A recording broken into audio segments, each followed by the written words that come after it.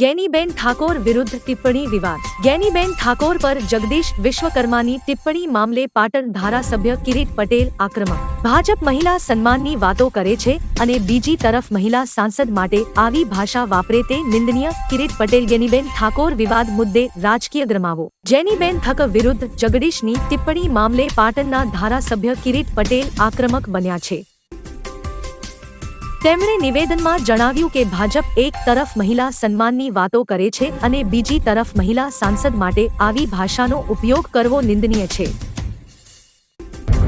આજે મીડિયાના માધ્યમથી મને જાણવા મળ્યું કે ભારતીય જનતા પાર્ટીના પ્રદેશ પ્રમુખ શ્રી જગદીશભાઈ વિશ્વકર્માએ ગેનીબેન માટે જે ભાષાનો પ્રયોગ કર્યો છે એ ખરેખર નિંદનીય છે।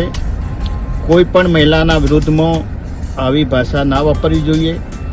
એક બાજુ ભારતીય જનતા પાર્ટી એ મહિલાઓના સન્માનની વાતો કરે છે, ત્યારે એક સાંસદ અને બહુ સક્રિય સાંસદ ને સમગ્ર ગુજરાતનું ગૌરવ એવા ગેનીબેન માટે આ જે શબ્દો બોલ્યા છે એના માટે તાત્કાલિક જગદીશભાઈએ માફી માગવી જોઈએ।